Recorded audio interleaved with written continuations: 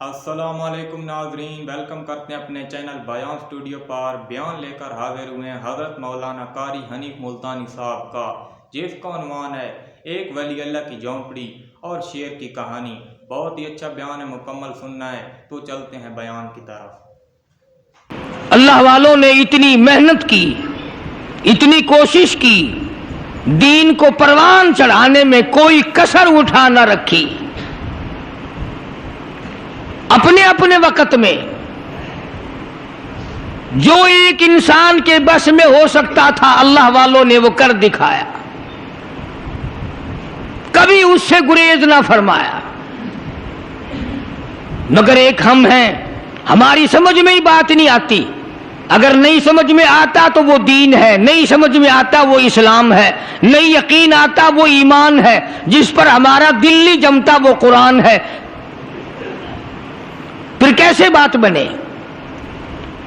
इसलिए इरशाद फरमाया मदनी करीम सल्लल्लाहु ताला अलैहि वसल्लम ने, ओ लोगों,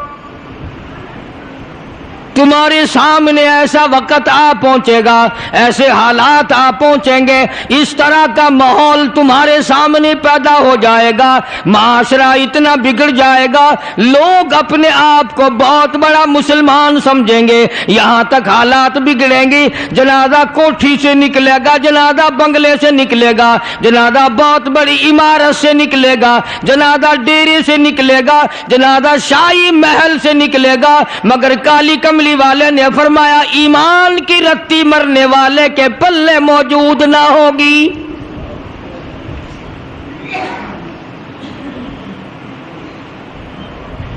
इरशाद फरमाया मदनी करीम सल्लल्लाहु ताला अलैहि वसल्लम ने, बेयकीनी का दौर आएगा, बदगुमानी का दौर आएगा, लोग इस कदर दूर हो जाएंगे कि वो दुनिया को दीन पे तरजीह देंगे, अल्लाह के कुरान को हल्का समझेंगे, निज़ाम मुस्तफ़ा सल्लल्लाहु अलैहि वसल्लम को हल्का समझेंगे, अल्लाह के नबी का फरमान उनके सामने हल्का होगा और यहूद और नसारा की रिवायात उनके लिए ऊंची बन जाएंगी।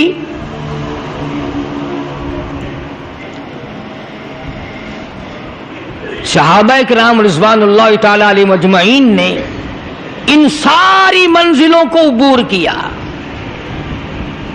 और ये तमाम कुछ करके दिखलाया जिसे आज हम लोग छुपाए फिरते हैं। अल्लाह ताला की नुसरत और इआनत उनके इतनी शामिल हाल हुई, तारीख शाहिद है कि जो काम लाखों इंसान नहीं कर सकते थे वो एक एक ने कर दिया, एक एक आदमी ने उसको अंजाम दे दिया। यही कुरान सहाबा पढ़ते थे जो आज तुम्हारे घरों में कैद हुआ रखा है। सहाबा किराम यही कलमा पढ़ते थे जिसको तुम पढ़ के आज खुश नहीं होते। तुम्हें इस कलमे की कदर नहीं, कुरान की कदर नहीं, ईमान की कदर नहीं। चार आने की कीमत तुम्हारी नजरों में है, मगर कुरान की आयत की कोई कदर नहीं।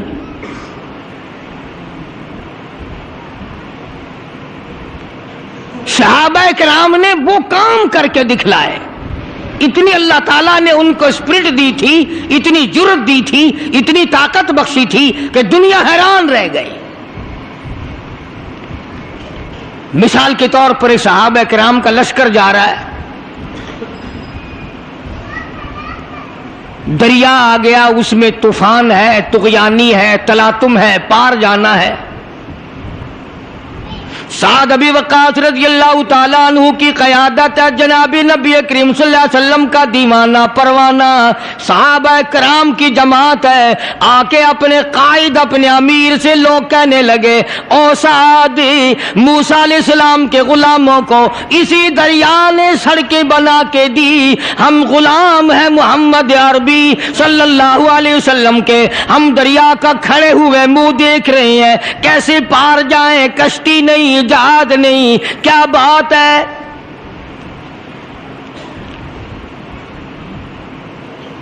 حضرت سعد ابی وقاص رضی اللہ تعالیٰ عنہ نے فوراً اٹھ کے اللہ پاک کے حضور میں عرض کر دیا، الہ العالمین کالی کملی والے صلی اللہ علیہ وسلم کے غلام ہیں، محمد عربی صلی اللہ علیہ وسلم کے غلام ہیں، پار جانا چاہتے ہیں، دریا کا راستہ بڑا خطرناک ہے، بڑا طوفان ہے، بڑا تلاطم ہے، بڑی طغیانی ہے، تاریخ شاہد ہے صحابہ کرام کے سامنے دریا نے سڑکیں بنا کے پیش کر دی۔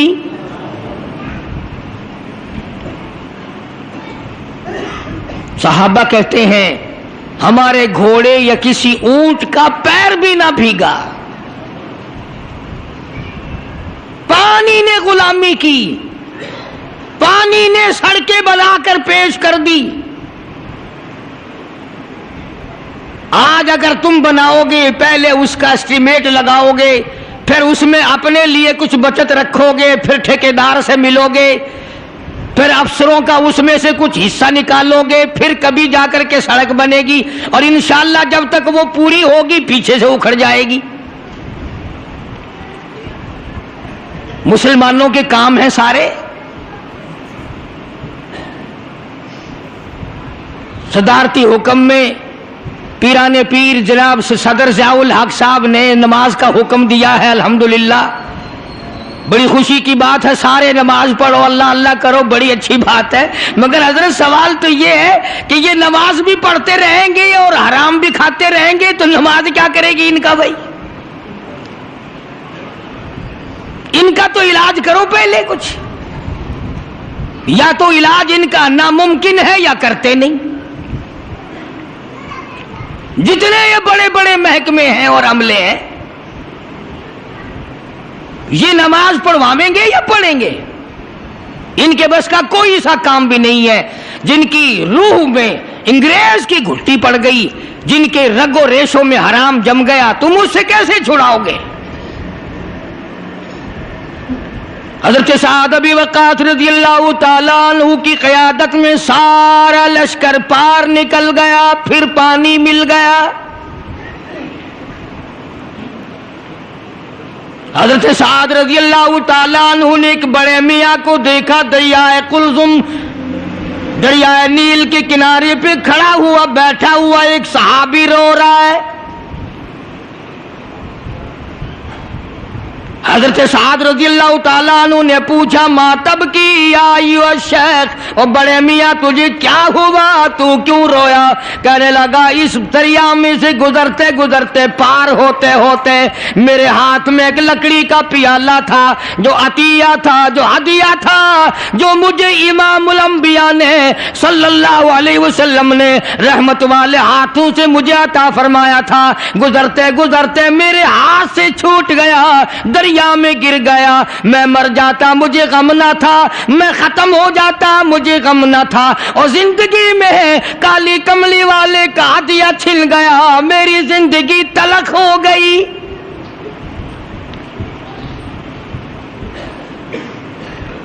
کسی کو بادشاہ کا ہدیہ ملا ہوگا، کسی کو وزیروں کا ہدیہ ملا ہوگا، کسی کو امیروں کا ہدیہ ملے گا، مجھے شہنشاہ کائنات نے ہدیہ دیا، رحمت والے ہاتھوں سے ہدیہ دیا، لکڑی کا پیالہ دیا، میں اسے جان سے زیادہ عزیز رکھتا تھا اور مجھ سے دنیائی میں چھن گیا۔ اور مسلمانوں، نبی کریم صلی اللہ علیہ وسلم کا دیوانہ لکڑی کے پیالے کیوں رو رہا ہے؟ وہ مجھ سے الگ کیوں ہو گیا؟ ہم ساری زندگی میں کبھی نہ روئے، اللہ اور نبی کا عطا کردہ قرآن ہم سے الگ ہو گیا۔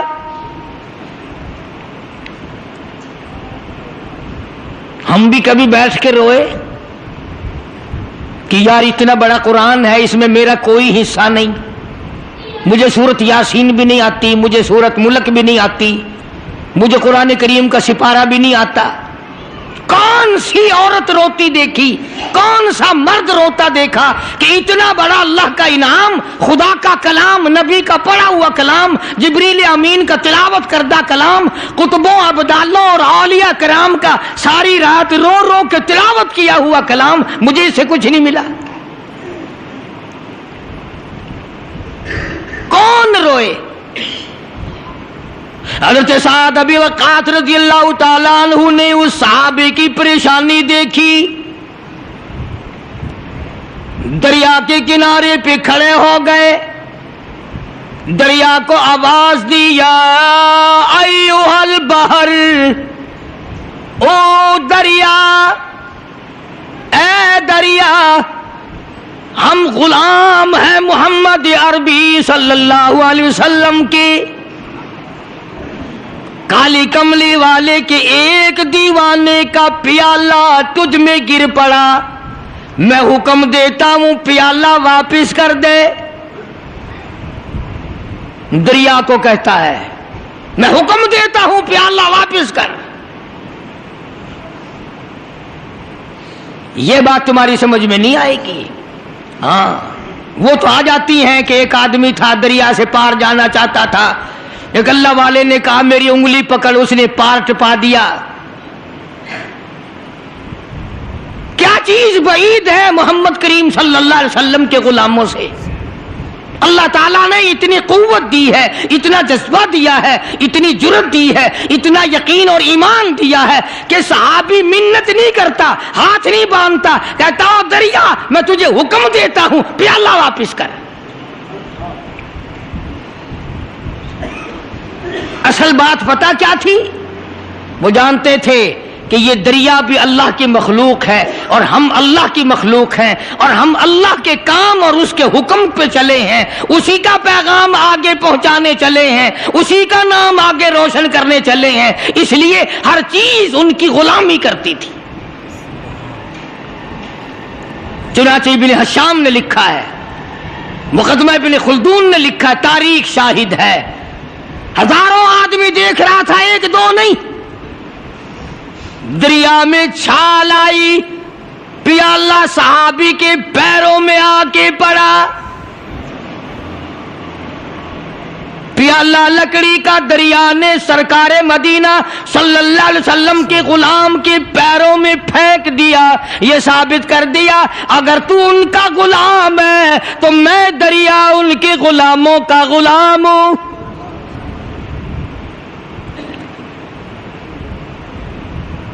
کس قدر کامیاب ہوئے دنیا میں، اور دین کی کامیابی تو ان کے لیے ہے ہی، اور اس پر فخر نہیں کیا کسی صحابی نے کہ صاحب ایسا ہوا ایسا ہوا۔ یہاں سے چلے، آگے سفر طے کرتے کرتے شام ہو گئی، گھنونے جنگل میں شام آئی۔ اس زمانے میں بڑے دور دور بستیاں شہر ہوا کرتے تھے۔ شام قریب آئی تو صحابہ اکرام نے پڑاؤ ڈال دیا، ڈیرا ڈال دیا۔ کچھ آدمی جنگل میں ملے، انہوں نے کہا آپ لوگ یہاں نہ ٹھہریں، یہاں نہ قیام کرنا۔ انہوں نے کہا کیوں؟ کہ بڑے بڑے موذی جانور ہیں یہاں، ہاتھی ہیں، چیتے ہیں، بھگیاڑ ہیں، شیر ہیں، کھا جائیں گے تمہیں۔ صحابہ اکرام نے کہا کہ یہ بڑا مشکل مسئلہ کہ ہمیں کوئی کھا جائے۔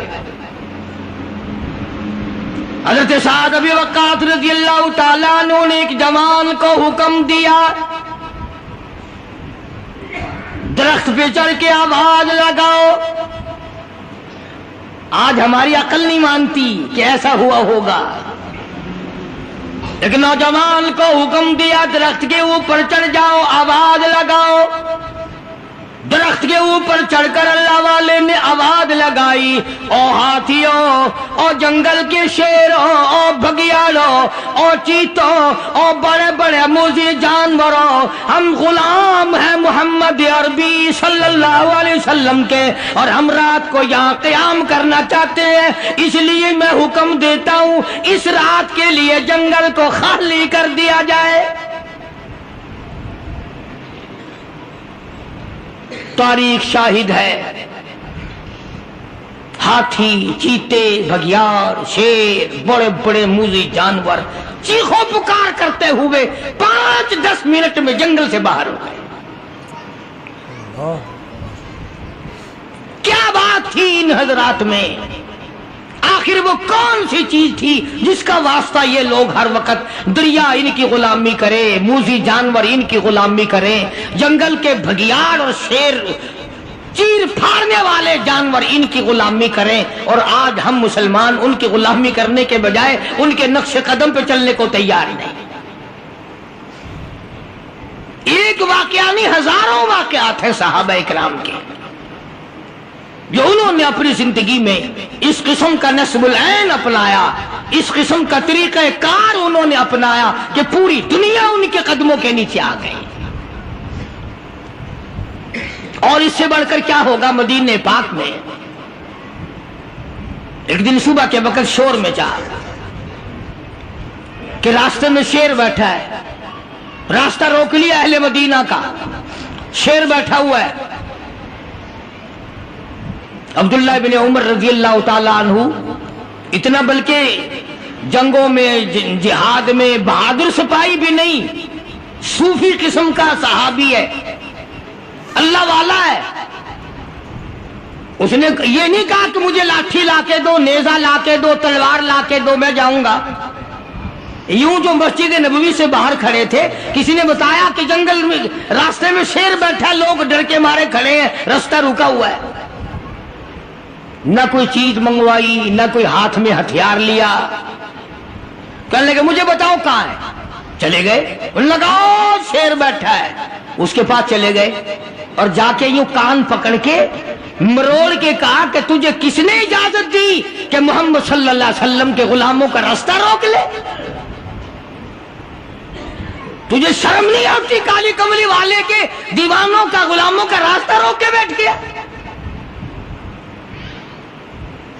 سینکڑوں ہزاروں آدمیوں نے دیکھا شیر یوں بھاگتا ہوا، دم ہلاتا ہوا جنگل کی طرف دوڑ گیا اور بظاہر یہ کہہ گیا کہ اگر تو ان کا غلام ہے تو میں تو ان کے غلاموں کا غلام ہوں۔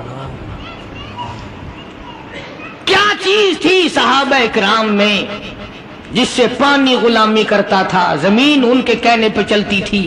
فاروق اعظم رضی اللہ تعالیٰ عنہ مدینہ پاک میں ہے، زلزلہ آیا، زمین ہلنے لگی، درہ مارا، اس ٹھہر جا، کیوں ہلتی ہے؟ تجھ پہ فاروق موجود ہے۔ زمین ٹھہر گئی، پتہ ہی نہیں آخر انہوں نے کیا کھا رکھا تھا، کیا انہوں نے پی رکھا تھا، کیا ایٹمی طاقت ان کے دلوں میں زبان میں تھی کہ زمین بھی رک گئی۔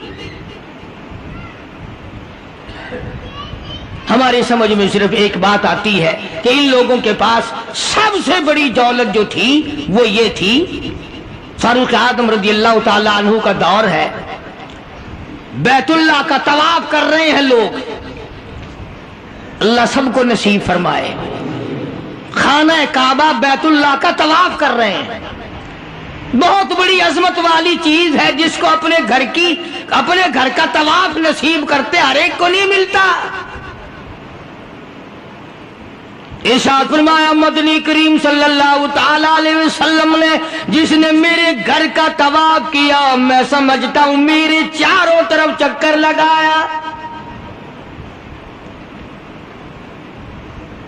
طواف ہو رہا تھا، ایک شہزادہ بھی طواف کر رہا تھا، اس کی چادر نیچے لٹک رہی تھی، وہ جو احرام کی چادر تھی وہ لٹکی ہوئی تھی، تو کسی کا پیر آ گیا اس کی چادر پہ، اس کی گردن میں جھٹکا لگ گیا۔ کسی دوسرے طواف کرنے والے کا پیر آ گیا۔ طواف بڑی عجیب شے ہے، علماء نے لکھا ہے کہ ایک آدمی طواف کر رہا تھا، ایک عورت کے پیروں کی پازیب کی جھنکار آئی، چھنکار آئی پیروں کے زیور کی، طواف کرتا کرتا اس کی طرف دیکھنے لگا۔ علماء نے لکھا ہے کہ رکن یمانی کے پاس سے بیت اللہ سے ایک ہاتھ نکلا اور زور سے منہ پہ تھپڑ مارا، طواف میرا کرتے ہو دیدار غیر کا کرتے ہو، آنکھ نکل کے وہ جا کے پڑی۔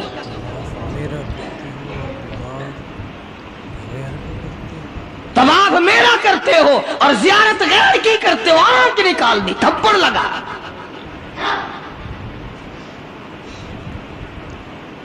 تو شہزادے کی چادر پہ جب کسی کا اچانک پیر آ گیا تو جھٹکا لگا اس کی گردن میں۔ اس نے جو مڑ کے دیکھا تو غریب آدمی نظر آیا، بدوی، ایک دیہاتی، मारा जोर से थप्पड़ उसके मुंह पे शहजादे ने, उसके 2 दांत टूट गए कि तुमने मेरी चादर दबा दी, मेरी गर्दन में झटका लग गया, तुमने चादर दबाई मेरी। तवाफ खत्म करके वो देहाती जो था, नौजवान बेचारा गरीब आदमी, उसने जाके फारूक आजम के यहां फरियाद कर दी कि फलां शहजादे ने थप्पड़ मारा और चादर पे मेरे पैर आ गया था। खैर इरादी तौर पर मैंने जान के नहीं उसकी चादर पे पांव रखा, मुझे क्या फायदा था, लेकिन उसने थप्पड़ मारा, मेरे दांत निकल गए। वो तो फारूक आजम का जमाना था कि आजकल का दौर तो था नहीं कि अच्छा भाई कमेटी बनाएंगे ऐसी भी जो थप्पड़ मारने वालों को पूछा करेगी कि तुमने थप्पड़ क्यों मारा। बस वो कमेटी बनती है, फिर आगे चलती है, काम पूरा नहीं होता, वो कमेटी खत्म हो जाती है। हर चीज की कमेटी है, पता ही नहीं किसने तो ये सबक दिया। सड़क बनाने की कमेटी, कानून बनाने की कमेटी, तमाम गैर मुल्कों में आने जाने के इंतजामात की कमेटी, हज कमेटी, फलानी चीज की कमेटी, एक लफ्ज याद हो गया, करना कराना कुछ नहीं। सैयदना फारूक आजम शहजादे को तलब कर लिया और फरमाया यहां खड़े हो जाओ, तुमने इस नौजवान को बैतुल्लाह के करीब थप्पड़ मारा, तमाचा मारा इसके मुंह पे, लगा इसने मेरी। जब ये बात सुनी, वो शहजादा जो था वो मुसलमान हुआ था, कहने लगा फारूक आजम शायद आपने मुझे पहचाना नहीं, शायद आपने मुझे पहचाना नहीं, मैं तो जबला इब्ने औहम हूं, मैं तो बहुत बड़ा आदमी हूं, मैं कोई देहाती हूं, कोई आम आदमी हूं जो फौरन आप बदला दिलवा रहे।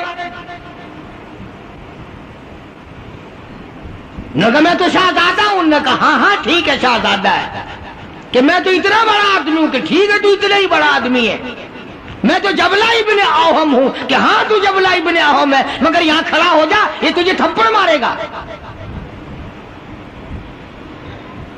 कमाल है, मैं इतना बड़ा आदमी और ये 2 टके का आदमी मुझे थप्पड़ मारेगा, क्या हाँ मारेगा। तुम्हारे यहां छोटे बड़े की कोई तमीज नहीं कि हाँ हाँ ला इलाहा इल्लल्लाह मुहम्मदुर रसूलुल्लाह सल्लल्लाहु अलैहि वसल्लम पढ़ने वाला यहां सब एक है, जिसने कलमा पढ़ा सब एक हो जाते हैं। कल ही एक आदमी 4 महीने अफगानिस्तान के मुजाहिदीन के साथ गुजार के आया, दोस्त आदमी है, जहां उसने और बातें बताई वहां एक ये बात बताई कि एक महाज पे एक रूसी को पकड़ लिया, रूसी बदमाश को पकड़ लिया, वो जो आए हुए हैं ना, उसने कलमा पढ़ लिया, मुसलमान बन गया। तो 2-4 दिन के बाद उससे पूछा कि तूने अपने कुफर में या अपने मामलात मज़हब में और हमारे इस्लाम में कुछ फर्क पाया। एक बात उसने बताई, वो मैं नकल कर देता हूं, शायद आपको भी पसंद आए। जितने को वो मुसलमान बना उतने की बात उसे महसूस हुई। कहने लगा मैं अपने मुंह में बड़ा टूथपिस्ट मारता था, बड़ा बुरश मारता था, बड़ी मिंजन मारता था और मेरे मुंह की बदबू नहीं जाती थी। जब से मैंने तुम्हारा कलमा पढ़ा मेरे मुंह की बू खत्म हो गई, बिल्कुल मेरे मुंह में से बदबू नहीं आती, वरना मैं खुद तंग था। अंदाजा लगाओ, ला इलाहा इल्लल्लाह मुहम्मदुर रसूलुल्लाह पढ़ने से अगर एक रूसी काफिर के मुंह की बदबू खत्म हो सकती है, तो क्या मेरे तेरे जहन्नुम के सुलगे हुए वो ला इलाहा इल्लल्लाह मुहम्मदुर रसूलुल्लाह पढ़ने से जहन्नुम के अंगारे नहीं बुझ जाएंगे? तो फारूक आजम रज़ियल्लाहु ताला अन्हु ने फरमाया कि भाई यहां बदला देना पड़ेगा, या कोई छोटे बड़े की बात नहीं।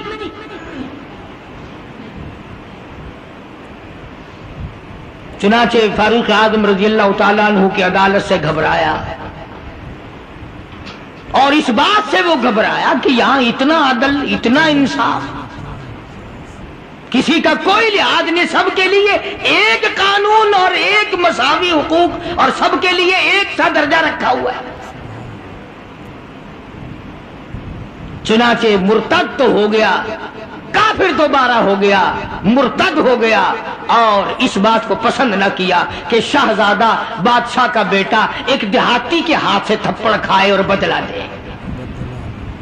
تو سیدنا فاروق اعظم رضی اللہ تعالیٰ عنہ نے یہ ثابت کر دیا کہ مسلمان بادشاہ کے سامنے، مسلمان عدالت کے سامنے تمام چھوٹے بڑے امیر غریب ایک ہیں، یہاں کسی کی چھوٹے بڑے کی رسائی نہیں ہونی چاہیے۔ بلکہ عہد فاروقی نے اس قسم کی مثالیں قائم کی، اس قسم کی مثالیں قائم کی۔ جنگ میں، جہاد میں رشتہ دار سامنے آ گئے۔ فاروق اعظم رضی اللہ تعالیٰ عنہ کو خود نبی کریم صلی اللہ علیہ وسلم نے دیکھا کہ سگا ماموں ہے اور اس کو نیچے ڈال رکھا ہے اور پیر کے نیچے پیر دبایا ہوا ہے اور ایک ہاتھ میں پیر پکڑ کے اپنے ماموں کو بیچ سے پھاڑ رہے ہیں۔ فاروق اعظم بیچ سے چیر رہے ہیں تو نگاہ پڑی محمد کریم صلی اللہ علیہ وسلم کی، فرمایا اے عمر یہ تو تیرا ماموں ہے۔ عرض کی آقا جب تک آپ سے نہیں جڑی تھی یہ سب مامے نانے تھے، اور جب آپ سے جڑ گئی اب تو یہی دین ہے، یہی دنیا ہے، جو تیرا ہے وہ میرا ہے، جو تیرا نہیں وہ میرا نہیں، تیرا نہیں میرا نہیں۔ وہ اپنا رشتہ دار ہی نہیں جو تیرے دروازے کی غلامی نہیں کرتا۔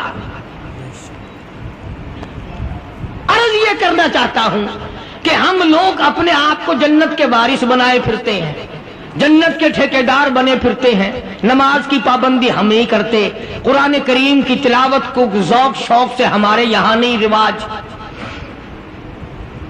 میں تو دیکھتا نہیں کہ کوئی عورت دن میں منہ بناتی ہو کہ آج ہمارے گھر میں کسی نے تلاوت نہیں کی، ہمارے گھر میں آج لعنت برسی ہوگی رحمت کے بجائے۔ پورے سال میں اگر گھر میں قرآن کی تلاوت نہ ہو، عورت کو افسوس نہیں، مرد کو افسوس نہیں، بڈھی مائی نہیں افسوس کرتی، کوئی چھوکری افسوس نہیں کرتی کہ ہمارے پورے گھر میں قرآن پڑھنے والا ایک بھی نہیں، اور یہ آج نہیں پڑھا گیا۔ کیوں نہیں پڑھا گیا؟ نماز کی طرف سے کوئی افسوس نہیں کرتا۔ ظلم و زیادتی کر کے گھروں میں کتنا ہی لا کے دے دو، کوئی یوں کہنے کو تیار نہیں کہ تمہیں یہ ملا کیسے ہے، تم نے یہ حاصل کیسے کیا ہے۔ عرض کرنے کا مقصد میرا یہ تھا، بے شک نماز روک دیتی ہے بے حیائی اور بری باتوں سے، مگر وہ بھی نماز ہونا، نہ ہم نماز دل سے پڑھتے ہیں، نہ زکوٰۃ صحیح معنوں میں ادا کرتے ہیں، اور ان سب کی روح اور جڑ جو ہے وہ ہے انصاف مہیا کرنا۔ قتل کے بدلے قتل ہو، چور کا ہاتھ کٹے، شرابی کو کوڑے لگیں۔ ہم تو اخبار میں سن لیتے ہیں کہ فلاں جگہ شراب کی بھٹی پکڑی گئی، فلاں جگہ شراب پیتے ہوئے پکڑ لیے، مگر یہ کانوں نے آج تک سنا ہی نہیں کہ اس کی وجہ سے کوڑے لگے۔ زنا کی سزا ملی، شراب کی سزا ملی، چور کو فلاں سزا ملی، وہ ہم نہیں سن پاتے۔ اندر ہی اندر افسر لوگ جو گھپلا مچاتے ہیں وہ تمام کے تمام معاملات کو اڑا کے رکھ دیتے ہیں، اور یہی وہ چیز ہے جس کا قرآن کریم مخالف بنتا ہے۔ قرآن کریم نے للکار کی آواز دی، فرمایا بڑے بڑے لوگ جب ہیرا پھیری کیا کرتے تھے، وَمَن لَّمْ يَحْكُم بِمَا أَنزَلَ اللَّهُ فَأُولَٰئِكَ هُمُ الْكَافِرُونَ۔ یہ وہ لوگ ہیں جنہوں نے اللہ کے نازل کردہ کام کے خلاف فیصلے کیے، تمام خلاف اس کی عدالتیں قائم کی، پرواہ نہ کی، سوچا تک نہیں۔ کہیں فرمایا وَمَن لَّمْ يَحْكُم بِمَا أَنزَلَ اللَّهُ فَأُولَٰئِكَ هُمُ الْفَاسِقُونَ۔ قرآن کہتا ہے جو لوگ میرے قرآن کے خلاف بیٹھ کر فیصلہ کرتے ہیں، اللہ کہتا ہے یہ فاسق ہیں، یہ فاجر ہیں، یہ بدکار لوگ ہیں۔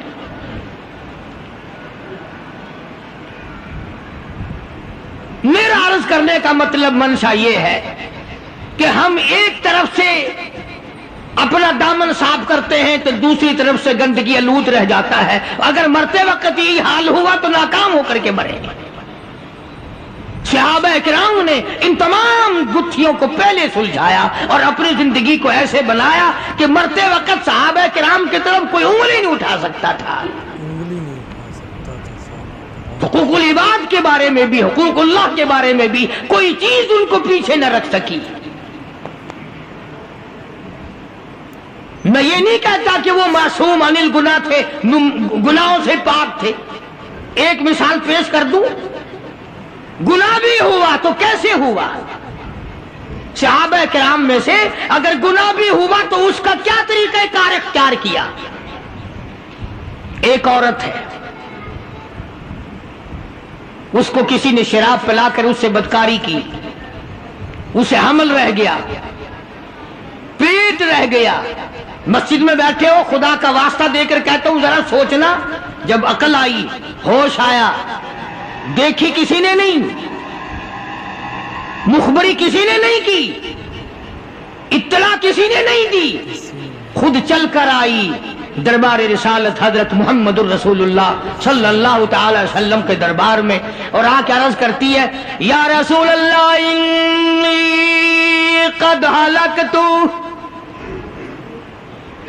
طاہرنی، کالی کملی والے مجھے پاک کر دے، مجھ پہ اسلام کی حد جاری کر، میں ہلاک ہو گئی، میں برباد ہو گئی، گناہ کر بیٹھی. اسلام کی حد جاری کی سرکار عالم. کتنا خوف ہے اللہ کا، کتنا ڈر ہے اللہ کی عدالت کا. سرکار دو جہاں حضرت محمد الرسول اللہ صلی اللہ تعالی علیہ وسلم نے یوں منہ پھیر لیا، پتہ نہیں کس حال میں عورت یہ بات کہہ رہی ہے. پھر اس طرف آ گئی، آگے کہنے لگی یا رسول اللہ انی قد ہلکت، کالی کملی والے میں ہلاک ہو گئی، برباد ہو گئی، طہرنی مجھے پاک کرو، مجھ پہ اسلام کا قانون لاگو کرو، جاری کرو.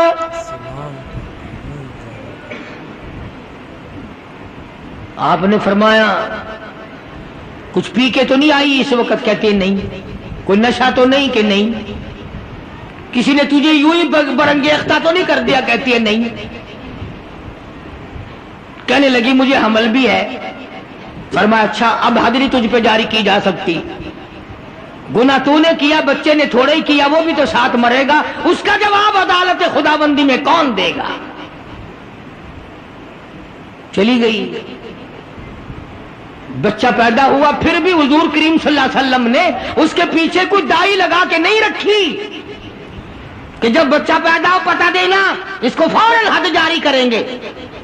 بچہ پیدا ہو گیا، پھر خود ہی جھولی میں اٹھا کے لے آئی کالی کملی والے. اب مجھے بڑا ڈر لگتا کبھی میری ہوئی موت آ جائے اور قیامت کے دن مجھے عذاب اٹھانا پڑے. انی قد ہلکت، میں ہلاک ہو گئی، گناہ کر بیٹھی، مجھ پہ حد جاری کرو. فرمایا اس بچے کو دودھ کون پلائے گا؟ لے جا اسے، جب یہ دودھ چھوڑ دے گا پھر تجھ پہ حد جاری کریں گے. پھر چلی گئی. 2-4-6 مہینے کے بعد بچے کے ہاتھ میں اندازہ لگا صحابہ کرام کا خوف خدا دیکھ، سرکار مدینہ صلی اللہ علیہ وسلم کے غلاموں کا تقوی دیکھ، پرہیزگاری دیکھ، ان کا دنیا میں گزران دیکھ. 2-4 مہینے کے بچے کے ہاتھ میں ٹکڑا دے کر اور لا کے حضور کی خدمت میں بٹھا دیا اور ہاتھ جوڑ کے کہنے لگی کالی کملی والے آج واپس نہیں جاؤں گی، اب تو یہ روٹی کھانے لگا ہے، یہ میرے منحوس قدم اللہ کی پاک زمین پہ نہیں پڑنے چاہیے.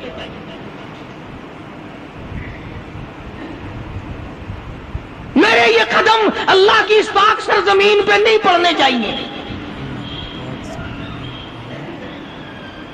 بلانے کوئی نہیں گیا، گرفتار کر کے لانے کوئی نہیں گیا، صرف خوف ہے آخرت کا، ڈر ہے دل میں قیامت کا، اللہ سبحانہ و تعالیٰ کے قرآن پر ایمان ہے. تو گناہ بھی اگر کسی سے ہوا تو یوں کرتا تھا گناہگار، آج کی طرح تو نہیں ہے، الٹا چور کوتوال کو ڈانٹے، جتنا زیادہ بدماش اتنا ہی زیادہ اور اوپر کو چڑھتا ہوا، اور ہم سب اس کی تائید کرتے ہیں، بڑے بڑے ایماندار دیکھتے، ہم بھی تم میں ہی ہیں، ہم کون سے تم سے باہر ہیں۔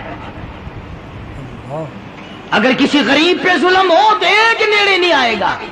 ایک موٹی سی مثال دوں، خدا نہ کرے اگر سڑک پہ ریڑی والے اور کار والے کی ٹکر ہو جائے، کار والے کے ساتھی بنیں گے سارے، ریڑی والے کو کہیں گے تو اللہ سی سیڈ نہیں دینی سی، صاحب بہادر نو صاحب آ رہا تو کار نو سیڈ دینی سی نا، تیری غلطی ہے۔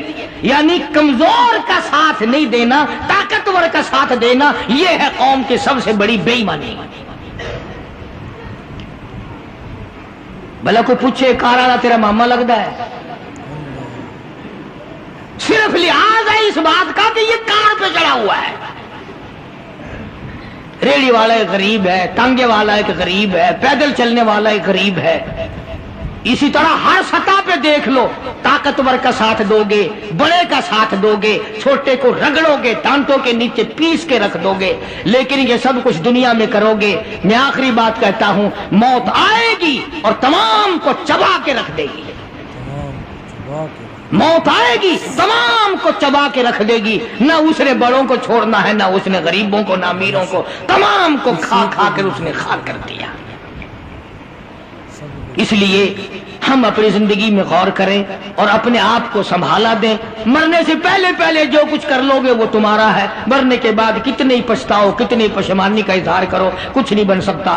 اللہ پاک مجھے اور آپ کو ایمان کی دولت عطا فرمائے، کلمے اور سرکار مدینہ صلی اللہ علیہ وسلم کی عظمت محبت غلامی کی دولت عطا فرمائے۔ وآخر دعوانا ان الحمدللہ رب العالمین۔